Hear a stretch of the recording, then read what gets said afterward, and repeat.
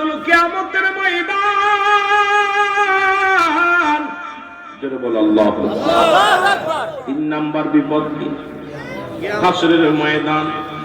যেদিন মুঠো হাত উপরে সূর্যোদয় হবে, যেদিন মস্তিষ্কগুলো গলে গলে পড়বে, যেদিন পিতা পুত্ররা চিনবে না, যেদিন ভাই ভাইয়ের চিনবে না, স্ত্রী স্বামীকে চিনবে না, স্বামী স্ত্রী চিনবে না, বন্ধু বন্ধুরে চিনবে না, সেই ময়দানটার নাম হলো হাসরের ময়দান। আর এই কিয়ামত সংঘটিত হবে। কিয়ামতের আগে 10টা আলামত হবে। এই 10টা আলামতের মধ্যে অধিকাংশ আলামত 70টা আলামত হবে কিয়ামতের আগে। এর মধ্যে অধিকাংশ আলামত হয়ে গেছে, 10টা আলামত বাদ আছে। একটু লিখে নেন বাবা, কাজে লাগবে। এক মিলাইতে যায় এই ওয়াজটা করতে যাওয়া করতে 100 কিতাব গবেষণা করা লাগছে আমাদের, কিন্তু আপনাদের তো এত লাগবে না। আমি সংক্ষিপ্ত আকারে বলে যাই রে মুসলমান, শুনে নাও। কিয়ামতের আগে 70টা আলামতের মধ্যে অধিকাংশ আলামত হয়ে গেছে। এখন বাকি আছে বড় বড় 10টা। তার মধ্যে 1 নাম্বার হলো মুসলমান, 1 নাম্বার হলো খানে দাজ্জালের আগমন, ঈসা আলাইহিস সালামের আগমন, ইমাম মেহেদী আলাইহিস সালামের আগমন। 3টা ভূমিকম্প হবে। একটা ভূমিকম্প পূর্বাঞ্চলে, একটা হবে পশ্চিমাঞ্চলে, একটা হবে মধ্যপ্রাচ্যে। তার মধ্যে কিয়ামতের আগে কাশ্মীর মুসলমানদের দখলে আসবে। এখন মুসলমান সারা বিশ্বের মুসলমান ঐক্য হবে গো। ভালো করে জেনে নাও, ভালো করে জেনে নাও। আজকে তোমরা যতই কোরআনের পরে আঘাত আনো, যতই তোমরা মসজিদ ভেঙে মন্দির করতে চাও, মুসলমানরা একদিন বিজয় লাভ করবে। কাশ্মীর দখলে মুসলমানদের আসবে। ওই কাশ্মীর থেকে নারায়ে রিসালাত বলে স্লোগান বাইর হবে। মদিনা পর্যন্ত ইমানদাররা পৌঁছে যাবে। জোরে জোরে চিল্লায়া বলা যাবে না সুবহানাল্লাহ। আমার বাবারা আমার, এই কিয়ামতের আলামত গুলো বলতে গেলে অনেক সময় লাগে, তবু আমি কিছুটা টাচ দিয়ে যাই না মুসলমান। ইয়াজিদ মজুদের আগমন ঘটবে মুসলমান, শুনে নাও। মুসলমান শোনো, শুনে নাও। ঈসা, ও মুসলমান শোনো, শোনো। সবচাইতে বড় কিয়ামতের আগে কি হবে গো? কিয়ামতের আগে যখন ইমাম মেহেদী আলাইহিস সালাম আগমন ঘটবে, ইমাম মেহেদী আলাইহিস সালামের বাবার নাম থাকবে আব্দুল্লাহ, মার নাম থাকবে আমেনা। আজকে ইমাম মেহেদীর আমরা চিনি নেই। বাংলাদেশে অনেক ভণ্ড ইমাম মেহেদী আগমন ঘটবে। আল্লাহর কসম করে বলি, বাংলাদেশে কোন ইমাম মেহেদী আসবে না। বাংলাদেশে যদি কোন পীর সাহেব ইমাম মেহেদী বলে দাবি করে, তাহলে 2টা জুতার বাড়ি মারলে আপনার নেকি হবে। কারণ ইমাম মেহেদীর কোথায় পরিচয় হবে, কি হবে? আমার নবীজি বইলা গেছে, জোরে বলা যাবে না আল্লাহু আকবার। বাংলাদেশে অলরেডি প্রায় 40-39 জন ভণ্ড ইমাম মেহেদী হবে। তার মধ্যে প্রায় অধিকাংশ হয়ে গেছে রে মুসলমান। আমার দেশে কয়েকজন পীর সাহেব ইমাম মেহেদী বলে দাবি করেছে। আমার দেশে যেমন পৃথিবীর মধ্যে 39 জন ভণ্ড নবীর আগমন ঘটবে, তাদের মধ্যে একজন ঘটেছিল ভারতের মধ্যে গোলাম আহমেদ মির্জা কাদিয়ানী, যিনি মুসলমান ইমাম আখিরি নবীর আখিরি নবী বলে দাবি করেন। বলে ওনার ইমাম, ওনার মৃত্যুটা কেমনে হয়েছে আপনারা জানেন? ওয়াজ করতে গেলে অনেক ওয়াজ চলে আসে রে বাবা। আমার ওয়াজ যেহেতু কবর আসর মিজান, এই জন্য ফুলসিরাতের ময়দানে যেতে হলে একটু সময় নিয়ে যাই রে। গোলাম আহমেদ মির্জা কাদিয়ানী উনি বলেন, আমার নাম গোলাম আহমেদ। আল্লাহু আকবার বলো। আর একটু জোরে আল্লাহু আকবার। একজন হচ্ছে মুহাম্মদ, একজন হলো আহমদ, কিন্তু দুটি নামের দাবিদার আমার নবী রাহমাতাল লিল আলামিন। জোরে জোরে বলো মারহাবা। আর একটু জোরে বলো মারহাবা। এই গোলাম আহমেদ মির্জা কাদিয়ানী এখন আমার বাংলাদেশে অসংখ্য খবিসের আগমন করেছে গো। এই জন্য একটু বলে যায়, গোলাম আহমেদ মির্জা কাদিয়ানী উনি আল্লাহর নবী বলে দাবি করলেন। মুসলমান তৎকালীন জামানায় উনি দাবি করলেন, আমি শেষ নবী, আমি শেষ পয়গম্বর। জোরে জোরে চিল্লায় বলেন আউযুবিল্লাহ। দাবি করলেন। তৎকালীন জামানার মধ্যে সবাইরে বুঝালেন, তোমরা পড়ো লা ইলাহা ইল্লাল্লাহু মুহাম্মাদুর রাসূলুল্লাহ। জোরে জোরে বলো নাউযুবিল্লাহ। আর অসংখ্য আমার এলাকার মধ্যে অলরেডি বেনাফল বন্দরের পাশ দিয়ে, গুগা দিয়া ও মুসলমান যশোর দিয়া, আপনাদের এই কুমিল্লার জমিনও অলরেডি অসংখ্য গোলাম আহমেদ মির্জা কাদিয়ানীর উম্মত হয়ে গেছে রে মুসলমান। আপনার জমিনের মধ্যে আছে, আপনার মসজিদও আছে, বুঝতেছেন না? একে ধরায় দিলে সব বুঝতে পারবেন। এই গোলাম আহমেদ নবী বলে দাবি করলেন, উনি বলেন আখির নবী আমি মানি, মুহাম্মদ নবী উনি আমার আগের নবী, আমি আহমদ আমি এর পরের নবী। নাউযুবিল্লাহ। খাতামুন নবী, আমার নবী শেষ। জোরে বলেন ঠিক। আরো জোরে। উনি বললেন আমি শেষ নবী, তবে তৎকালীন জামানে একজন আল্লাহর মাহবুব বান্দা গো, নাম হলো মুফতি আতাউল্লাহ। জোরে জোরে চিল্লায় বলো মারহাবা। নাম কি? আরো জোরে। মুফতি আতাউল্লাহ। উনি বললেন তুমি যদি আমারে বুঝাইতে পারো তুমি আখেরি নবী, শেষ নবী, আমি আমার দলবল নিয়ে কালেমা পড়ে তোমার কাছে বায়াত গ্রহণ করব, তোমার নবী বলে মানব। আতাউল্লাহ বিশাল একটা মিটিং ডাকলেন, হাজার হাজার জনগণ আসলেন। জনগণ এসে যখন বসে গেছে গো, আতাউল্লাহ ডাকতে বলে জনগণ তোমরা শোনো, আগে নামের পরিচয় চলবে। বলে ভাই আপনার নামটা বলেন মাইক নিয়ে। বলে আমার নাম হলো গোলাম আহমেদ মির্জা কাদিয়ানী।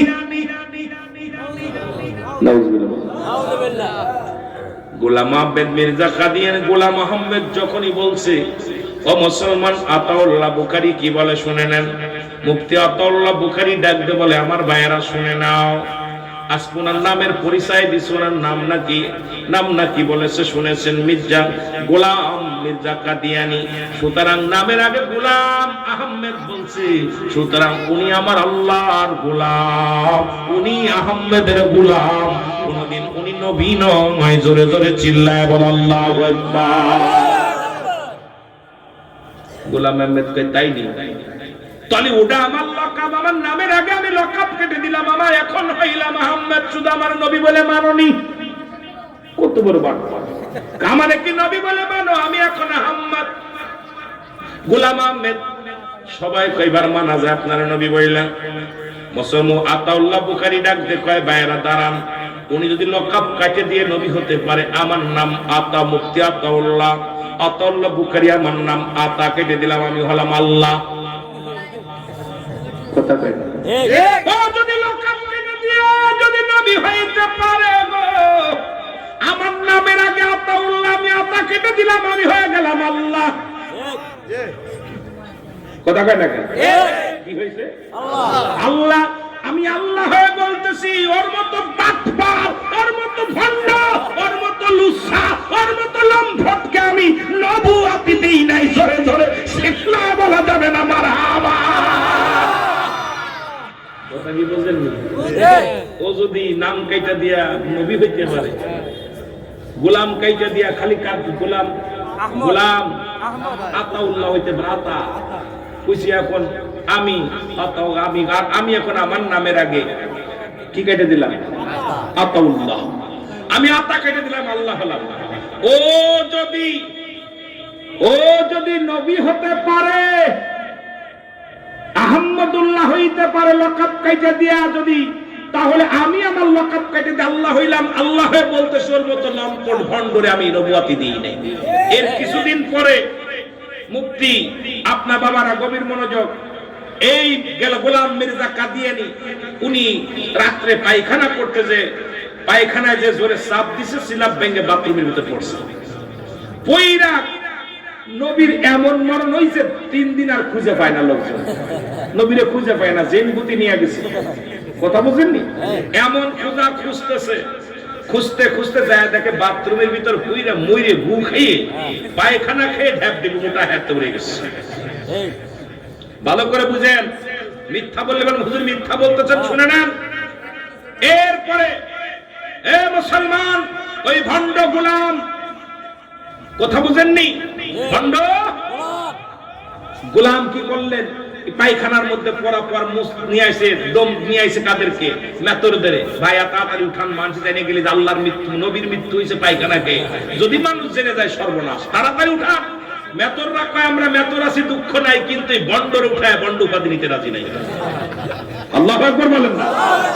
বন্ডরা কয় আমরা মেথর, দুঃখ নাই, কিন্তু এই বাটপার যিনি নবী দাবি করেছিল, শেষ নবী আহমদুল্লাহ, সুতরাং ও ভণ্ড, ভণ্ডকে যদি পায়খানার ভিতর থেকে উঠায়, তাহলে মানুষ আমাদের ভণ্ড বলবো, উঠানো যাবে না। আমার বাবারা, শেষ পরিণতি হলো ওই ভণ্ড নবীর মৃত্যু হলো পায়খানা গায়ে।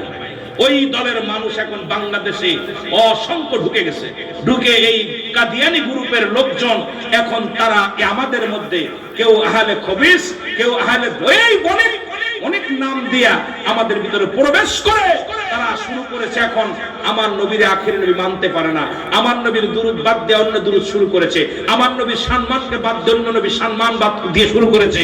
অথচ নবী বলেন হায়াতি খায়রুল লাকুম, আমার হায়াতের জিন্দেগিটা আমার উম্মতের জন্য কল্যাণ স্বরূপ। জোরে জোরে চিল্লায় বলো মারহাবা, আরো জোরে বলো মারহাবা। আমার ভাইরা, আমার বন্ধুরা, আমার শোনে নাও, আমি ওদিকে যাব না, শুধু বুঝানোর জন্য বলে গেলাম। কোথায় শেষ বেলা আসবে, কে আসবে? ইমাম মেহেদী আলাইহিস সালাম আসবে। আমার নবী বলে গেলেন ইমাম মেহেদীর নাম থাকবে মুহাম্মদ। কি নাম? মুহাম্মদ। যারা বলেন কি নাম? মুহাম্মদ। বাবার নাম থাকবে আব্দুল্লাহ, মার নাম থাকবে আমেনা। এবার কার পরিচয় কেমন হবে? সাহাবীরা বলে ইয়া রাসূলুল্লাহ, ইয়া হাবিবাল্লাহ, ইমাম মেহেদীকে কেমনে চিনব? নবী বললেন শোনো, ইমাম মেহেদীকে চিনার উপায়, ইমাম মেহেদী মক্কা মদিনা এত পরিমাণ পাপ হবে, এত পরিমাণ জিনা হবে, তখন মক্কা থেকে মদিনার দিকে পালায়ন করবে ইমাম মেহেদী আলাইহিস সালাম। ওনার গায়ের রং হবে শ্যামলা। সুবহানাল্লাহ বলেন না? সুবহানাল্লাহ। ইমাম মেহেদীর সিনায়া দিয়ে যায়, শুনে নাও, ইমাম মেহেদী আলাইহিস সালামের গায়ের রং থাকবে শ্যামলা। ইমাম মেহেদী আলাইহিস সালামের কানের ভিতরে লম্বা লম্বা পশম থাকবে। যারা বলো আল্লাহু আকবার। ইমাম মেহেদী আলাইহিস সালামের কানের ভিতরে লম্বা লম্বা পশম থাকবে। ইমাম মেহেদী আলাইহিস সালামের বুরুটা থাকবে টানা বুরু, এই বুরুর মধ্যে জোড়া বুরু থাকবে। ইমাম মেহেদী আলাইহিস সালামের মাথার চুলগুলো থাকবে কোকড়ানো মোকড়ানো। মুসলমান, এই কোকড়ানো মোকড়ানো চুল থাকবে। ইমাম মেহেদী আলাইহিস সালামের সিনাটা থাকবে সিংহ পুরুষের মতো। ইমাম মেহেদী আলাইহিস সালাম যখন জমিনের মধ্যে হাঁটবে, এত ভাবে নমনীয় ভাবে হাঁটবে যেন মাটিতে এঁটের ভয় না, এমন ভাবে ইমাম মেহেদী আলাইহিস সালাম হাঁটা চলা করবে। আমার নবী বলেন ইমাম মেহেদীর সবচেয়ে চিনার উপায় হলো, ইমাম মেহেদী আলাইহিস সালাম যখন কথা বলবে, ইমাম মেহেদী আলাইহিস সালাম থাকবে তুতলা, তখন এই কথা বলতে যায় বুরুতের মধ্যে জোরে জোরে থাবা লাগাইবে, কারণ আল্লাহ রাব্বুল আলামিন ইমাম মেহেদীকে তুতলা বানাইবে। জোরে জোরে চিল্লায় বলো আল্লাহু আকবার। আমার ভাইরা, আমার বন্ধুরা শোনে নাও, ইমাম মেহেদী আলাইহিস সালাম থাকবে কি তুতলা থাকবে। যখন মক্কা মদিনার বুকে এত পরিমাণ পাপ হবে, এই পাপের ভাই ইমাম মেহেদী রাতের অন্ধকারে পালাইবে। এখন আর বুঝতে বাকি নাই, মক্কা মদিনায় শুনে নাও, শুনে নাও, মক্কা মদিনার বুকে এখন মহিলা পুরুষ সব সমান চাকরি। কিছুদিন আগে মক্কা মদিনায় গত বছরও মিছিল হয়েছে, বলছে আমাদের সিনেমার হল চাই, বাংলাদেশের সিনেমার হল বন্ধ হয়ে গেছে। আর মক্কা মদিনায় কাবা শরীফের উত্তর গেট বরাবর সিনেমার হলের ভিত্তি স্থাপন হয়েছে। মুসলমান শুনে নেন, মক্কা মদিনার আলোচনা একটু করে যায়, যেটা জানলে আপনাদের অনেক উপকার হবে। মুসলমান, ওখানে মুসল সবচেয়ে বেশি কষ্ট হয়েছে ওই মক্কা মদিনা এখন মুসলিম পতিতালয় খোলা হয়েছে। এখন তাদের কাছে কোনো শান্তি নাই। বাংলাদেশ থেকে যদি সৌদি আরবে কোনো কালো মেয়েও যায়, একা সিঙ্গল গেলে ডবল হয়ে আসতেছে। তার মানে আর বুঝতে বাকি নাই, জিনা ব্যভিচার এগুলোই তারা লিপ্ত হয়ে গেছে। ধরে বলেন ঠিক কিনা? রাসূল সাল্লাল্লাহু আলাইহি সাল্লাম বললেন ইমাম মেহেদী প্রকাশ পাবে যখন মক্কা নগরে এত পরিমাণ পাপ চলবে, জুলুম চলবে, জিনা ব্যভিচার অন্যায় এমন ভাবে শুরু হয়ে যাবে। রাতের অন্ধকারে ইমাম মেহেদী আলাইহিস সালাম যখন রওনা দিবে মক্কা থেকে মদিনার দিকে, কাঁদতে কাঁদতে রওনা দিবে, এমন সময় একদল আলেমের সাথে ধরা পড়ে যাবে। একদল আলেমের সামনে দেখা হয়ে যাবে। আলেমরা বলবে আপনি ইমাম মেহেদী? বলবেন না। আপনার নাম কি? আমার নাম মুহাম্মদ। না না, আমার বদুয়া গোত্র, একটা গোত্রের নাম থাকবে বদুয়া গোত্র। মুসলমান, আর বংশধর থাকবে ফাতেমার বংশধর। বিস্তারিত আলোচনা বলতেছিলাম, বড় লম্বা আলোচনা, এত আলোচনা করার সময় নেই, আমি শুধু টাচতে যাই। মুসলমান শুনে নাও, এবার কি করবেন? ইমাম মেহেদী আলাইহিস সালামকে দেখে উলামা একরাম চিনে যাবে। উলামা একরাম বলবে আপনি ইমাম মেহেদী আলাইহিস সালাম? বলে না, আমি মুহাম্মদ। তখন উপর থেকে একটা আওয়াজ আসবে, হাযা খলিফাতুন ফিল আরদ। এই আওয়াজটা যখন আলেমদের কানে আসবে, সবাই বলবে ইমাম মেহেদী তুমি এবার ফাঁকি দিবে কেমনে করে? এই আওয়াজটা কে দিছে? বলে হ্যাঁ, আপনারা ঠিকই ধরেছেন, আমি হলাম এই জামানার ইমাম মেহেদী আলাইহিস সালাম। জোরে জোরে চিল্লায় বলা যাবে না সুবহানাল্লাহ? আর একটু জোরে বলা যাবে না আল্লাহু আকবার? তখন ইমাম মেহেদীর বয়স থাকবে 40। কত কত 40 তো বলেন কত 40 বছর বয়সে প্রকাশ পেয়ে যাবে। আর যখন প্রকাশ পেয়ে যাবে তখনই মুসলমান একটা প্রাণী বাইর হবে, তার নাম হলো ইয়াজিদ মওজুদ। যেটা বাদান হক মুসলমান শুনে নাও, ওনাকে বন্দী করে রাখছে প্রাচীর দিয়া, তামা দিয়া, দস্তা দিয়া। মুসলমান শোনো, এদেরকে ঢেকে রাখছে বাদশা জুলকারনাইন, এদেরকে রেখে রাখছে এরকম প্রাচীর দিয়ে রেখে দিছে। প্রতিদিন যখন জমিনের মধ্যে পাহাড়ের মধ্যে সাটা দেয়, একটু প্রাচীর ছিদ্রা করতে পারে না। যেদিন ইমাম মেহেদী আলাইহিস সালাম দুনিয়ার মধ্যে প্রকাশ পেয়ে যাবে, ইয়াজিদ মওজুদের জবান থেকে আলহামদুলিল্লাহ বাইর হয়ে যাবে, সঙ্গে সঙ্গে প্রাচীরটা ধাক্কা দিয়ে ফেলে দিবে, দুনিয়ার আলো বাতাস দেখে বেরোবে। মুসলমান শোনো, আলো বাতাস যখন দেখে ফেলবে তারা দুনিয়ার মধ্যে আগমন করবে, দুনিয়ার পানিগুলো সব খেয়ে ফেলবে, মানুষগুলো দূরে দূরে মেরে ফেলবে। আমার মুসলমান শোনো, গজবের কথা শুনে নাও। ওই কিয়ামতের আলোচনা সারা জীবন শুনছো, কিয়ামতের আগে কি হবে ভালো করে জেনে নাও মুসলমান। এবার তোরা মানুষগুলো চলে যাবে। হ্যাঁ আল্লাহ, এ মুসলমান শোনো, দৌড়ে যাবে ইমাম মেহেদী আলাইহিস সালামের কাছে। ইমাম মেহেদী গো, আপনি আমাদের জন্য দোয়া করেন, বড় বিপদের মধ্যে আছি। ইমাম মেহেদী আলাইহিস সালাম দোয়া করবে, আল্লাহর দরবারে হাত উঠাইবে। মুসলমান শুনে নাও, আপনার সঙ্গে সঙ্গে একটা প্রাণী, বিশেষ জাতি একটা প্রাণী আসবে জমিনের মধ্যে। এই বিশেষ জাতি প্রাণীগুলো ওই প্রাণীর গায়ে লাগবে, এদের ক্যান্সার রোগ ধারণ করবে, মানুষগুলো মারা যাবে। ওই প্রাণীগুলো মারা যাবে, দুর্গন্ধে মানুষ টিকতে পারবে না, মানুষগুলো চিৎকার মারবে। মুসলমান শুনে নাও, দৌড়ে যাবে। আবার কোথায়? ইমাম মেহেদী আলাইহিস সালামের কাছে। হুজুর আমাদেরকে একটু দয়া করেন। ইমাম মেহেদী আলাইহিস সালাম আবার হাত উঠাইবে, সঙ্গে সঙ্গে একটা প্রাণী পাঠাইবে। সেই প্রাণীটা হলো কাক জাতীয় প্রাণী। এই প্রাণীগুলো জমিনের মধ্যে আগমন করবে, সমস্ত গোশতগুলো খেয়ে ফেলবে, হাড্ডিগুলো জমিনের মধ্যে পড়ে থাকবে, এত পরিমাণ দুর্গন্ধ ছড়াবে। ও মুসলমান শুনে নাও, আবার দৌড়ে যাবে মুসলমান ইমাম মেহেদী আলাইহিস সালামের কাছে। ইমাম মেহেদী দোয়া করবে, দোয়া করার সঙ্গে সঙ্গে বাবারা আমার শুনে নাও, ইমাম মেহেদী আলাইহিস সালাম যখন হাত উঠে দোয়া করবে, আল্লাহ রাব্বুল আলামিন একটা বৃষ্টি দিবে। ওই বৃষ্টির ধারা 24 ঘন্টা বৃষ্টি হবে। এত পরিমাণ বৃষ্টি এই জমিনের ভিতরে নামবে। আজকে সন্ধ্যা থেকে শুরু করে পরের দিন সন্ধ্যা পর্যন্ত একাধারে বৃষ্টি নামবে। নদী নালা খাল বিল যা আছে পানিতে ভরপুর হয়ে যাবে। ইমাম মেহেদী আলাইহিস সালামের কাছে যে বলবে, হুজুর বৃষ্টি থামানোর জন্য একটু দোয়া করেন, এত পরিমাণ বৃষ্টি হয় থামায়া দেন।